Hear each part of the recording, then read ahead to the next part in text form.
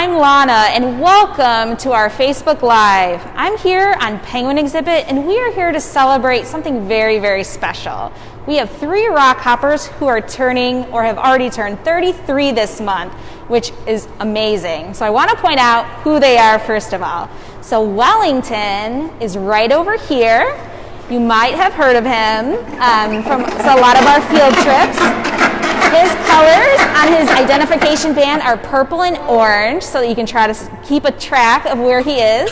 We also have Drake right over here, and then we have Magdalena, who's currently swimming in the water. So it's really important for them to get a lot of exercise, swim. That's really good for their feet. I'm also joined by Michelle, one of our animal care staff that helps to care for the penguins, and they're doing a morning feeding session. So a little bit about the penguins. So they're turning 33, which is an amazing milestone. Out in the wild, rockhoppers would live maybe 10 or 15 years. But here at the aquarium, they can live to double that and even longer.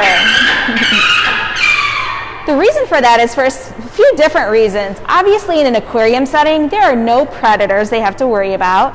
And they also get delicious restaurant quality seafood. You can see Michelle is feeding the fish right here. We feed them a couple different types of fish. A capelin, which is this brown fish. She's feeding Annie here, and that gives them a lot of water content. They also get what's called a small herring, and that actually has a lot more fat in its nutrients. So that really is helpful to have a variety of diet.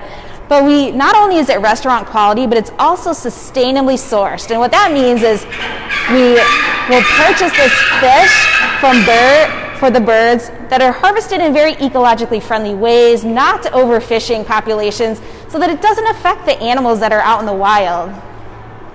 The third thing that causes them to be able to have a longer life here in an aquarium is the amazing health care that we're able to provide. They have access to 24-hour vet care. And what Michelle is working on as well, not only just feeding them and getting a good overall body check with them, but also we work what we call husbandry or cooperative health care. So they participate in their own health care. And so this really enables us to take really good care of them. If they're comfortable with us, we build that relationship. And then if they ever need to be seen by a veterinarian, they're very comfortable with that. So an amazing thing being able to care for these penguins as they get more in their geriatric years is they do sometimes get things that people or other animals might get as they age, such as arthritis, also cataracts.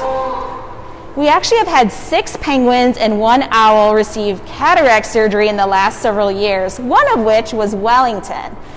And what's amazing about that is cataracts really do affect their welfare. They can't see as well, they can't see the fish as well. But what's amazing is as soon as they get the surgery, you can see a definite difference. They're navigating around their exhibit better, being able to track where that fish is better.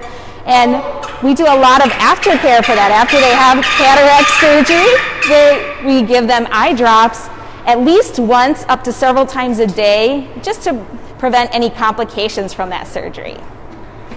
And please feel free to throw any chat questions you have, any questions in the chat. We are happy to answer those for you. But I also want to introduce myself again, just in case you're just joining us. I'm Lana. I'm here on Penguin Exhibit, and we are here celebrating 3 of our rockhoppers, the oldest ones we've ever had here at Shed, turning 33 this month. So a little bit more about Wellington. If you guys have seen some of the field trip videos, Michelle, the staff member I introduced earlier, is actually the one who videoed that very first video of Wellington exploring the Amazon exhibit for that field trip. And what we wanted to do is we want you to know that field trips have been happening for a very long time. We would normally do that with the birds as just part of their welfare plan. We give them good exercise, a lot of mental stimulation, getting to see different things and different fish and animals and other exhibits. However, when we had to shut down the aquarium in March because of COVID, we wanted a chance to show just how much we're still caring for the penguins here at Shed, even without the guests. And so Michelle thought, hey, this is a fun thing we're doing. So she ended up filming Wellington at that Amazon exhibit, and we were so amazed how excited everyone was about it, how much joy it brought to everyone during this hard time. And so you probably have checked out some of those videos. I also want to introduce a few other penguins to you. So Wellington, being 33, has some offspring here in the exhibit as well. So right over here is Bosco. He is 23 years old, and he also had cataract surgery last year. And then over on our right, over here, we have Edward, who just actually had surgery this year. So he still currently is getting his eye drop regimen, but has been a champ and doing great. So not only do we do the field trips that are around the aquarium, but we also provide enrichment here inside their exhibit. So we're actually going to put out a few items for them, as well as some ice. So during breeding season, we actually will put out rocks and sticks and lavender. But during this other time, we'll put out ice, and what's interesting is sometimes the penguins will play with the ice, they might bring it up to their nest, check it out, and this is just really important to change up their day, give them more mental stimulation. We'll also give them the waterfall we have out here on exhibit, just a lot of different things to be able to interact with if they're interested.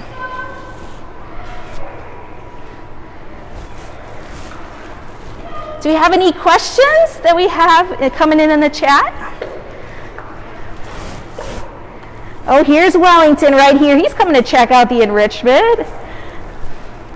Also, learning more about the penguins. If you guys are interested in learning more, we have a virtual encounter that we do right here in the penguin exhibit, as well as sea otter and sea lion encounters. And what's amazing too about all of these field trips is to be able to, fulfill our mission, sparking compassion, curiosity, and conservation for the aquatic animal world.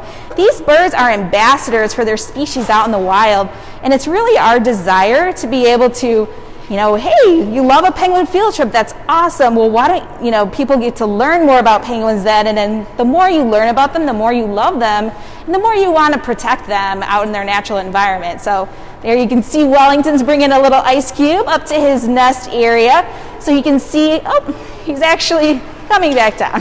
He might go a different route. So he actually will be in the nest area behind the little wall, usually, just right next door neighbors to Drake. Oh, it looks like Bosco's checking out some of the ice. So another interesting thing about these penguins, you might think, oh, that's fun, snow and ice. These species actually are one of the species that are in a more temperate region. So even though you might think penguins are only in the snow and ice, these guys actually can be in warmer temperatures. So around 60 degrees, like the Magellanics and the Rockhoppers can be in a little colder or a little more temperate region.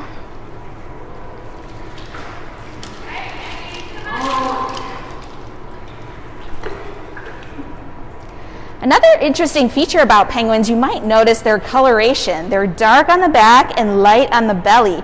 This actually helps them to camouflage in their environment, to be able to, if a predator's swimming above them, they look dark like the bottom of the ocean, and if they look up at them, they look light like the sky.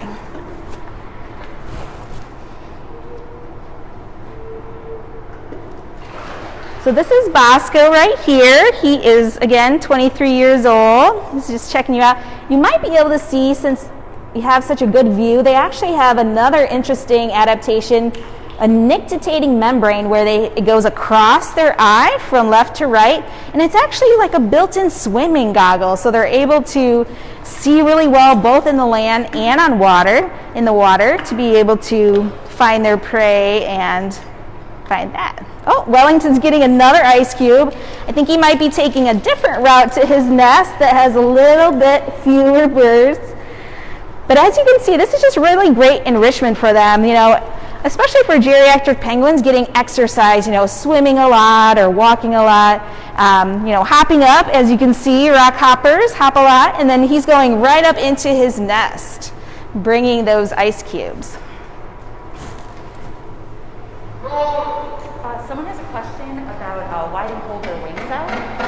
All right, we have we have a question. Why do the rockhoppers hold their wings out? That's just a natural position for them. Sometimes even after they've eaten, you might see them shaking a little bit. That isn't meaning they're cold. They're actually releasing heat because their body is starting to digest that food. So that's something you might also see. We also want to show you, here's Magdalena. She just finished her morning swim. She is our third rockhopper, that's 33. So she's making her way up to her nest. Her and Drake have been together for several years, and they've been able to make a nest up in that area as well.